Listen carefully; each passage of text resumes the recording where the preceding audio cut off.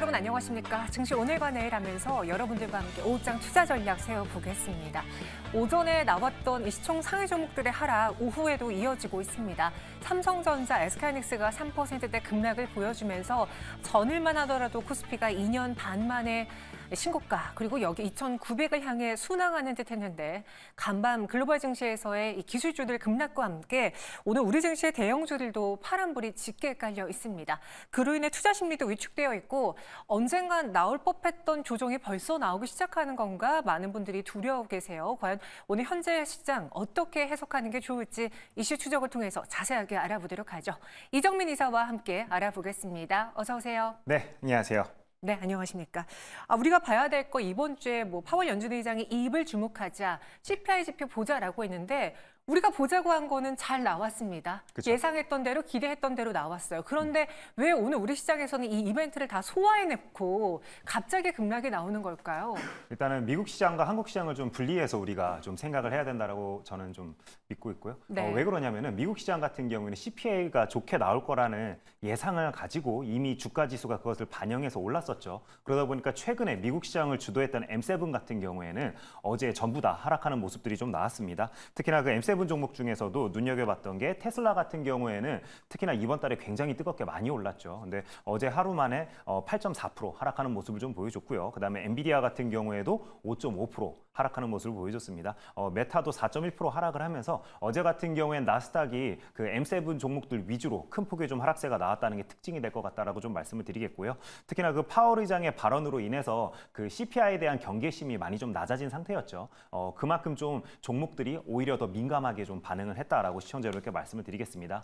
이 여파로 한국 시장 같은 경우에도 오늘 삼성전자와 SK하이닉스가 장중 삼성전자는 마이너스 4%, SK하이닉스는 마이너스 4.5%대까지 하락하는 모습들을 좀 보여줬었는데요. 10시 이후에는 꾸준하게 반등을 이어나가다가 다시 지금 오후장 들어서면서 이제 두 종목 모두 하락세를 다시 키우고 있는 모습이 좀 특징이 된다라고 좀 말씀을 드리겠습니다. 특히나 외국인 같은 경우에는 삼성전자를 최근에 굉장히 많이 좀 순매수하는 모습들을 좀 보여줬는데 오전에는 50억 원 정도 순매도하고 있고요. 그다음에 SK하이닉스 같은 경우에는 290억 원 정도 순매도하는 게 오늘장의 특징이 된다라고 좀 말씀을 드리겠습니다. 그럼 현 구간의 삼성전자랑 SK하이닉스의 급락을 최근에 또 많은 분들이 삼성전자 9만 전자까지 내가 도달하면은 드디어 탈출한다라고 벼르셨던 분들이 많은데 그렇죠. 오늘의 하락으로 인해서 또 쉬었다 가려나? 아니면 오늘 하루 만에 약간의 수익 구간에서의 좀 이탈인가? 어떻게 해석하는 게 좋을지요? 네, 제가 생각했을 때는 아직 추세가 깨진 건 아니죠. 그렇기 때문에 너무 부정적으로 생각할 필요는 없다라고 시청자 여러분께 좀 말씀을 드리겠습니다.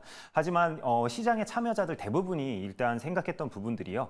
미국의 대선 전까지는 아마 주식시장 자체가 무난하게 그래도 상승 기조로 이어나가지 않을까 대부분의 이제 아마 참여자분들이 좀 그렇게 생각을 했을 것으로 저는 좀 생각을 하는데요. 특히나 제가 좀 시청자 여러분께 말씀드리고 싶은 부분은 고점 부분에서 나오는 대세로는 우리가 항상 좀 경계심을 가지고 있어야 된다. 라고 좀 말씀을 드리겠습니다. 예를 들어서 코로나 시기 때도 좀 생각을 해볼게요. 대부분 이제 예상을 했을 때 미국 시장이 부러지면은 한국 시장도 부러지지 않을까 이런 식으로 예상하시는 분들이 많았었죠. 하지만 실제로 뚜껑을 열어봤을 때 한국 시장이 미국 시장보다 먼저 당시에도 하락을 했었습니다. 특히나 한국 시장 같은 경우에는 고금리 때문에 부러졌다라기보다는 SK가 아니죠. LG 에너지 솔루션이 이제 대여가 상장을 하면서 수급이 그쪽으로 다 빨려 들어가면서 한국 시장 같은 경우에는 코스피 코스닥 할 거 없이 전부 다 하락하는 모습들을 당시에 보여줬었죠. 이렇듯 항상 우리는 한 가지의 이 모멘텀에 좀 휩쓸리기보다는 좀 객관화시켜서 여러 가지 상황들을 좀 두루두루 좀 살펴봐야 된다라고 시청자 여러분들께 좀 말씀을 드리고 싶고요. 그런데 어쨌든 중요한 부분들은 이번에 한국 시장 같은 경우에도 SK하이닉스와 한미반도체처럼 HBM 관련주들이 지수 전반을 이끌어왔다는 부분을 우리가 좀 생각을 해봤을 때는 두 종목 모두 지금 현재 추세가 깨지지 않았습니다. 그렇기 때문에 SK하이닉스 같은 경우에도 61선 지지를 여전히 하고 있는 상황인 거고 한미반도체 같은 경우에도 오늘 어쨌든 이제 작은 양봉이지만 61선을 지지하는 모습들을 보여줬습니다. 그렇기 때문에 이러한 추세가 깨지지 않는지 또는 깨지는지를 앞으로도 좀 지켜보면서 주가 추이를 좀 판단을 해보자라고 시청자 여러분께 말씀을 드리겠습니다. 오늘의 하락이 이전보다는 좀 크긴 했지만 추세가 이탈된 것은 아니기 때문에 네. 현 구간에서 우리의 포지션을 정반대로 가져갈 필요는 아직은 없어 보입니다. 추세를 잘 눈여겨보자라고 의견 주셨고요. 그럼 오늘 시장 안에서 우리가 봐야 될 이슈는 무엇인지 두 가지 이슈로 한번 추적을 해볼게요. 첫 번째, 오늘 대다수의 종목들이 내리는 와중에 로봇주들이 강합니다. 어떤 이유가 있는지 알아보겠고요. 이와 함께 건설주도 모처럼 다뤄보도록 하죠. 첫 번째 로봇 시장 가보면요. 오늘 로봇주들이 오른 이유 크게 두 가지로 나눠볼 수 있습니다. 첫 번째는 이 두산 로보틱스의 호재, 그리고 두 번째는 휴머노이드 개발 소식인데요. 이 휴머노이드 개발부터 한번 알아보도록 하죠. 저희가 이번 주 초에도 로봇을 다룰 때 언급을 해드렸습니다. 이 휴머노이드 로봇이 지금 개화할 수밖에 없는 이유, 첫 번째, 활용 범위가 넓어지기 때문이에요. 기존의 산업용 로봇이라던가 서비스 로봇은 제한된 곳에서 제한된 서비스만 했습니다. 그런데 범용 휴머노이드 로봇의 경우에는 활용할 수 있는 범위가 크게 늘어나죠. 뭐 예를 들어서 제조 물류 현장은 기본이고 여기에 자연재해 현장, 우리가 가기 어려운, 기존 인간들이 투입되기 어려운 곳을 갈 수 있는 로봇이다라는 장점이 있고요. 가사 분야에서도 도와줄 수 있지 않을까 기대하고 있습니다. 실제로 글로벌 휴머노이드 로봇 시장의 전망치를 보시면요. 현재 2024년의 경우에는 28억 달러의 시장이고요. 내년엔 이게 10억 달러가 늘어난 38억 달러의 시장으로 커질 것으로 보여집니다. 그리고 이 시장이 100억을 넘기는 건 얼마 지나지 않아서입니다. 5년 뒤에 120억 달러의 시장에 육박할 것으로 예상하고 있죠. 그리고 또 하나는 글로벌 생산 가능 인구가 감소하고 있다는 겁니다. 요즘 뭐 저출생 이야기가 많잖아요. 실제로 지금 2023년의 경우에는 글로벌 생산 가능 인구 감소가 전체에서 65%라면은 2050년의 경우에는 62%로 줄어듭니다. 그리고 이렇게 생산 인구가 감소하게 되면 제조업체들이 큰 타격을 받을 텐데요. 중국, 미국, 일본, 독일, 한국 대표적으로 제조업 비중이 높은 국가들이죠. 그래서 중국과 미국에서는 이 로봇 사업에서 지금 더 힘을 쏟아붓고 있고요. 중국이 현재 제조업체를 많이 차지하고 있기 때문에 빠르게 정부 차원에서도 노력하고 있습니다. 이런 이야기가 있네요. 2024년은 인간형 로봇이 연구 프로젝트, 그동안의 연구 수준에서가 벗어나서 상용 제품으로 전환되는 한 해가 될 것이다라고 평가하고 있습니다. 이정민 이사님, 네. 오늘 뭐 로봇주를 올리는 그 가장 첫 번째 키워드로 휴머노이드 로봇 이야기하고 있는데 그쵸. 이 시장이 커질 거라는 건 아는데 아직은 체감이 안 되거든요. 네. 무엇을 핵심으로 봐야 될까요? 일단은 휴머노이드 로봇과 관련되어 가지고는 어떤 이벤트들이 있는지 우리가 좀 떠올려 봐야 될 것 같습니다. 네. 결국에 이벤트가 있어야지만 주식시장에서도 종목들이 반응을 하기 때문에 제가 이런 식으로 좀 말씀을 드리는 거고요. 일단은 어제 같은 경우에는 레인보우 로보틱스에서 좀 그래도 호재성 뉴스가 나왔었죠. 그래서 연말이나 또는 내년 초쯤에 이제 시제품, 휴머노이드 로봇과 관련된 시제품을 이제 선보일 예정이라고 대표님이 직접 언론 인터뷰에서 밝혔습니다. 그렇기 때문에 관련되어 가지고 오늘 오전 장중에 한때 수급이 좀 몰리는 모습들을 좀 보여줬었고요. 근데 일단은 지금 시장에서 계속 화두가 나오고 있는 부분들은 바로 이런 것 같습니다. 휴머노이드 로봇이지만 그 안에 AI가 탑재가 돼야 된다는 이제 키워드가 하나 설정이 된 것 같고요. 그렇기 때문에 AI를 먼저 탑재해서 실질적으로 현장에서 써먹을 수 있는 로봇을, 휴머노이드 로봇을 이제 어느 기업이 납품을 하는지를 우리가 좀 눈여겨봐야 되지 않을까 이렇게 좀 생각이 됩니다. 근데 아직까지는 이제 관련되어 가지고는 기술이 성숙 단계에 이제 들어선 게 아니라 초입 단계이기 때문에 특히나 이제 관련되어 가지고 항상 뉴스몰이를 하고 있는 게 바로 테슬라죠. 근데 테슬라 같은 경우에도 옵티머스를 그 자사의 공장에 2대를 배치했다라고 밝혔기 때문에 그 큰 공장에 겨우 2대입니다. 시청자 여러분. 그렇기 때문에 관련되어 가지고 뭔가 이렇게 산업이 활성화된다라기보다는 아직까지는 상징성만 있다라고 우리가 좀 생각을 해야 됩니다. 그렇기 때문에 휴머노이드 로봇에 어느 회사가 AI를 적극적으로 이제 기술을 좀 탑재를 해서 실제로 이제 그 어떻게 보면 고객사에게 납품까지 연결이 되는지 우리가 뉴스 추이를 지속적으로 모니터링 해야 된다라고 좀 말씀을 드리겠습니다. 휴머노이드 로봇에서 선두주자인 테슬라 역시도 지금 단 2대만 공장에서 시범 사용하고 있다는 걸 봤을 때 지금 당장 체감되기는 좀 어려울 것이다. 그 점도 염두해야 된다라는 이야기입니다. 그럼 오늘 시장에서 로봇주들이 좀 다 같이 움직이는데 최근에는 뭐 산업용 로봇, 제조업 로봇, 서비스업 로봇에서 휴머노이드 로봇으로 바뀌게 되면은 기존의 수혜주들도 달라지나요? 아니면 그건 똑같습니까?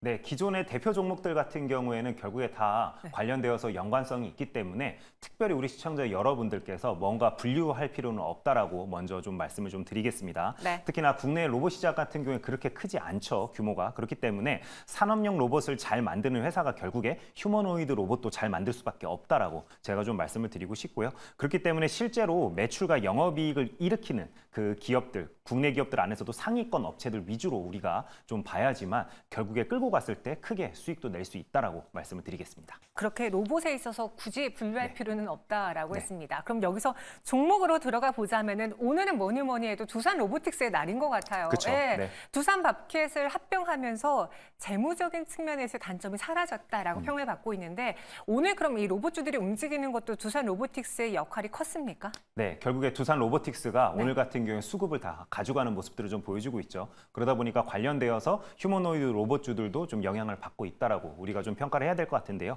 특히나 두산 로보틱스 같은 경우는 오늘 장중에 지금 현재는 24%대의 움직임을 보이고 있지만 28%대까지도 상승하는 모습들을 좀 보여줬었고요. 그 다음에 2등주로는 대동기어가 27%대까지 상승하는 모습이 좀 나왔었습니다. 그다음에 휴림 로봇이 3등주로 장중에 24%대까지 상승하는 모습들을 좀 보여줬었는데요. 오늘 같은 경우에 로봇주들의 특징이라면은 지난주에도 이제 삼성에서 휴머노이드 로봇을 도입할 예정이다라는 기사가 나오면서 로봇 관련주들이 많이 좀 움직이는 모습들을 보여줬는데 당시에는 안 움직였던 로봇주들이 오늘 같은 경우에는 슈팅이 나오고 있는 게 특징이 된다라고 시청자 여러분께 말씀을 드리겠습니다. 그럼 두산 로보틱스 현 구간 매도할 타이밍은 아닙니까? 네, 두산 로보틱스 같은 경우에는 네. 지금 현 구간에서 매도할 타이밍은 아닌 것 같다라고 좀 말씀을 드리겠습니다. 오늘 같은 경우에도 시장의 주목도가 워낙 높고 거래 대금을 동반해서 이런 대량 어떻게 보면 큰 상승이 나왔기 때문에 다음 주에도 이런 흐름은 좀 이어질 것으로 저는 좀 생각이 됩니다. 그렇기 때문에 두산 로보틱스를 지금 당장 매도할 필요는 없다라고 시청자분께 말씀을 드리겠습니다. 현재 구간에서도 20% 넘는 상승을 유지하고 있습니다. 로봇주의 관심, 두산 로보틱스의 관심으로도 이어지고 있고요. 한번 그 안에서의 종목들이 무엇이 있는지 조금만 더 자세하게 볼까요? 이 시장을 차지하고 있는 건 사실 미국과 중국입니다.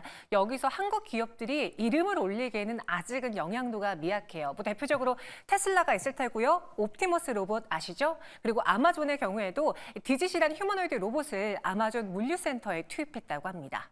BMW는 피디오 AI라는 AI 스마트업과 손잡고 공장에 로봇을 배치했고요.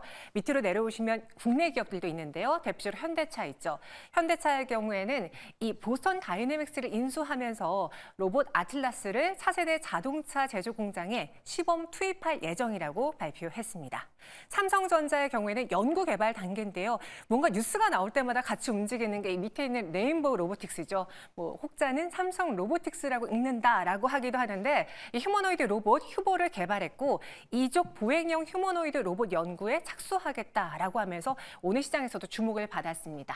이렇게 많은 기업들이 있고 그중에서 뭐 물류로 쓰는, 제조로 쓰는, 리테일에 쓰는 이런 기업들이 있는데 아직 보시다시피 우리나라 기업들은 많이 이름이 없고요. 미국과 중국이 지금 이 시장을 차지하고 있습니다.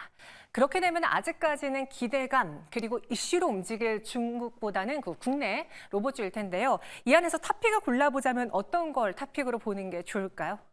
네, 오늘 같은 경우에는 두산 바켓을 비롯해서 두산 관련주들이 어떻게 보면 전반적으로 좀 움직였었는데 네.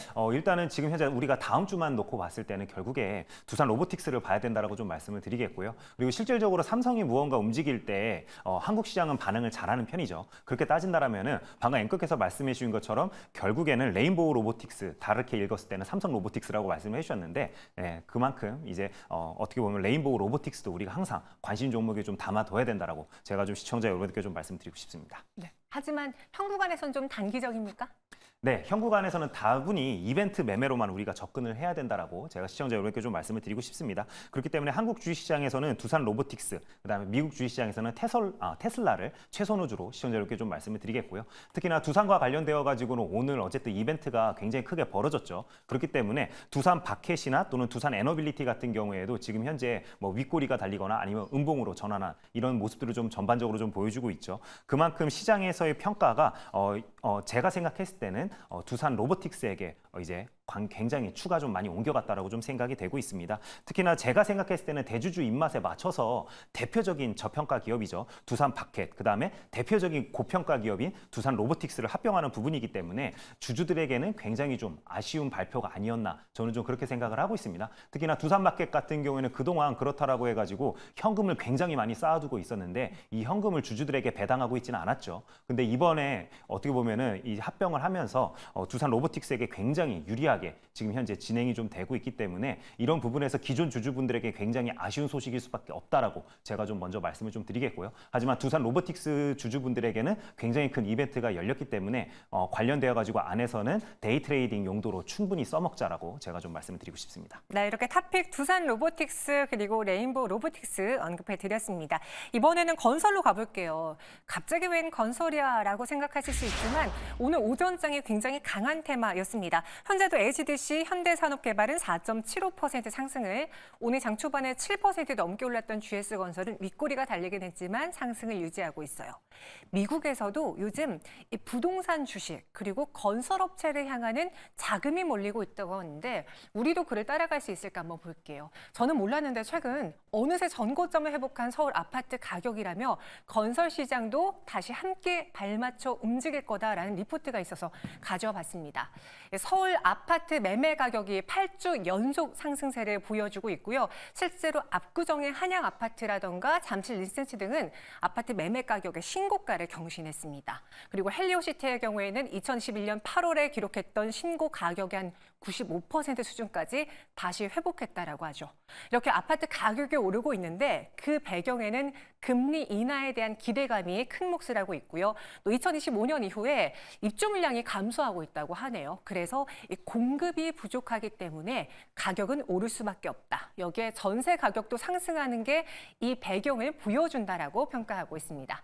실제로 KB 부동산 전세 가격의 전망 지수를 보시면요. 최근 가파르게 오르고 있죠. 서울이 가장 먼저 오르고 있고 그 뒤를 수도권 6개 광역시 역시도 전세 가격이 반등하고 있습니다. 전세로 내놓는 매물도 많지 않다고 하네요. 그래서 이렇게 아파트 가격이 오르고 다시 부동산 시장이 화랑을 보여준다면 건설업체 쪽으로도 그 매수가 이어지지 않을까라는 생각이 드는데요. 이종민 이사님. 네. 굉장히 오랜 기간 소외받았던 건설주예요. 그쵸. 이번에 이 부동산 가격, 서울 아파트 가격 따라갈 수 있을까요?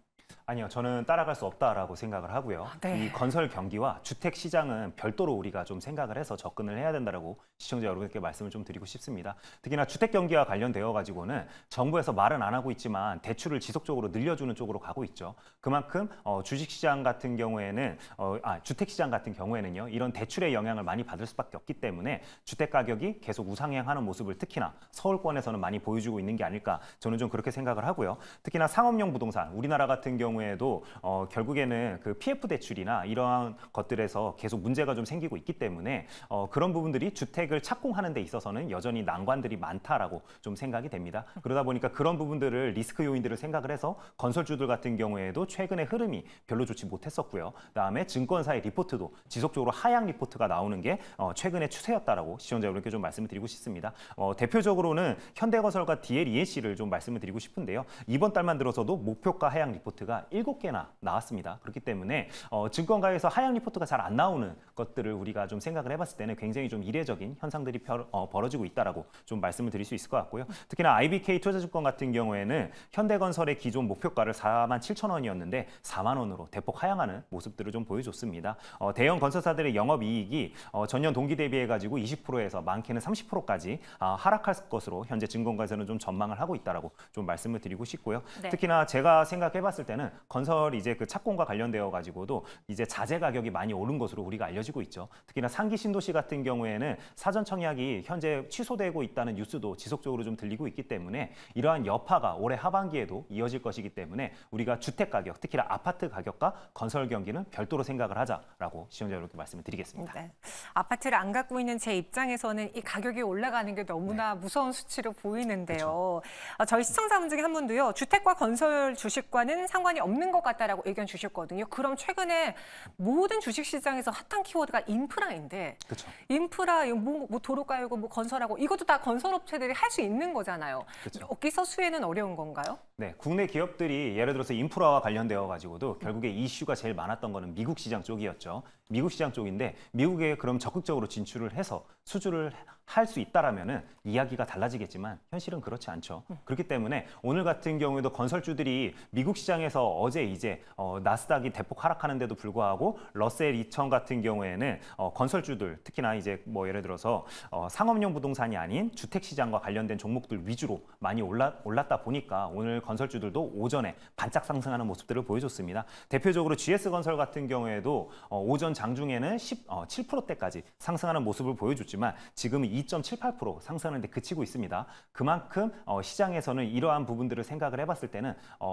추세적으로 놓고 봤을 때 아직은 확인할 부분이 많다라고 판단을 했기 때문에 건설주들 대부분이 윗꼬리가 달리는 데는 이유가 있다라고 저는 좀 생각을 하고 있습니다. 네, 저희 시청자분 중에 한 분이 저의 팩폭을 했습니다. 바닥이라고 그래도 건설을 이야기하면 어떡하냐 하시는데 한번 이야기해봤습니다. 네. 오늘 윗꼬리가 길게 달렸어요. 한 구간에서는 따라 붙을 구간은 아닌 것 같습니다. 2.72% GS건설만 상승 유지하고 있고요. 건설주들의 오늘장 반등은 기술적인 반등 혹은 이슈로 인해서 반짝 상승으로만 봐야 될 것 같습니다. 두 가지 이슈 우리 이정민 이사와 함께 정리해봤어요. 설명 고맙습니다. 네, 감사합니다.